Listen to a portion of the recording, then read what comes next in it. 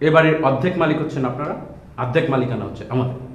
আর আমাদের অর্ধেক মালিকানার মধ্যে পড়েছে সিঁড়িঘর এবং মোটর। তাই আমরাই সিদ্ধান্ত নেব কখন আপনাদেরকে পানি দেব, কখন দেব না। কি সমস্যা? এই বাড়িতে কি চান? কোন সমস্যা? ওই মেয়ে আপনারা জিজ্ঞেস করছেন, আপনার কথা বলতেছেন কেন? হ্যাঁ, এই আপনি কথা বলছেন কেন? আপনার বড় ভাই কথা বলতেছে না? হ্যাঁ, আপনি আমার দিকে তাকে কথা বলেন। কি সমস্যা? কি এ বাসায় কি চান? সমস্যা তো আমাদের না, সমস্যা আপনাদের। আমাদের সমস্যা মানে?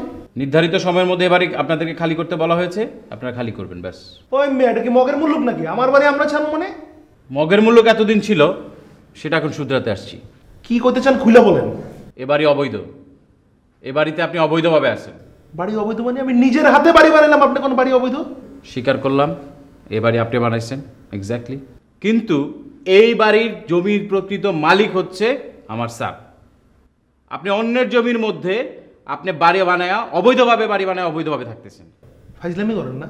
ফাইজলামি করতে আসছেন এদিকে? এই জমির প্রকৃত মালিক আপনার স্যার। কতদিন ধরে থাকেন এই জায়গায়?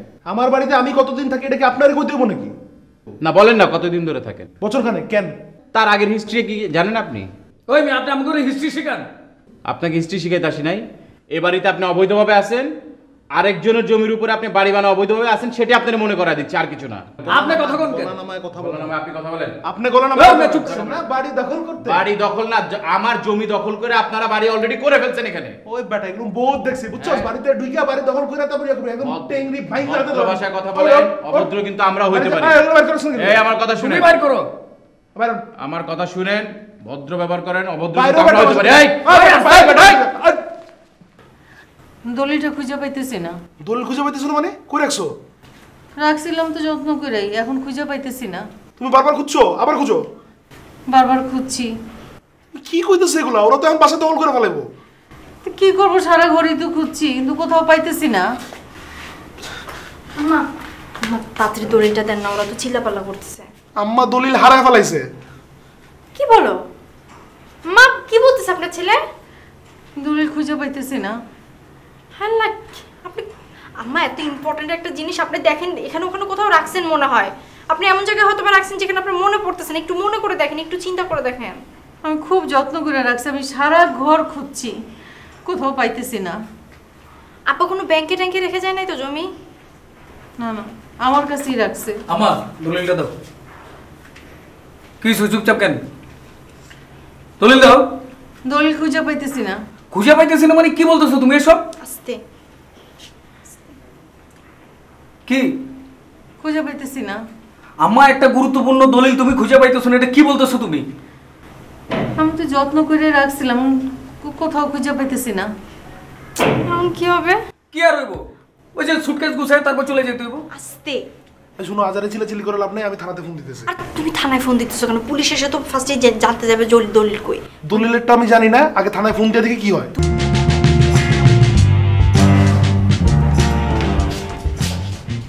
কি করতেছেন আপনি? দেখতেই তো পাচ্ছেন কি করতেছি। আপনি বারবার চুলা বন্ধ করতেছেন কেন? কারণ রাত দুপুর 12টার পরে আপনারা চুলা ব্যবহার করতে পারবেন না। মানে? মানে হচ্ছে আপনাদেরকে রাত 12টা থেকে দুপুর 12টার মধ্যে সব রান্না শেষ করতে হবে, এটা পিনাক সাহেবের আদেশ। তাহলে আমাদের রান্নার কি হবে?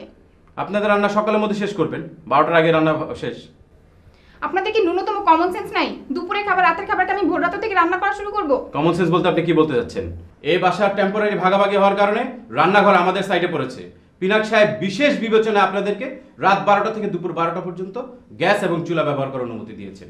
এ নিয়ে বেশি বাড়াবাড়ি করলে 12 ঘন্টার জায়গায় 6 ঘন্টা করে দেওয়া হবে, সেটা নিশ্চয়ই ভালো হবে না। আপনারা প্রতিদিন নতুন নতুন নিয়ম বের করবেন, সেগুলো আমাদের মানতে হবে। অবশ্যই মানতে হবে।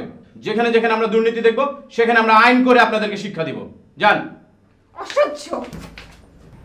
কারণ পানি চুক্তি আইন অনুসারে আমরা আপনাদেরকে 4 ঘন্টার বেশি পানি দেব। সেজন্য মানে কি?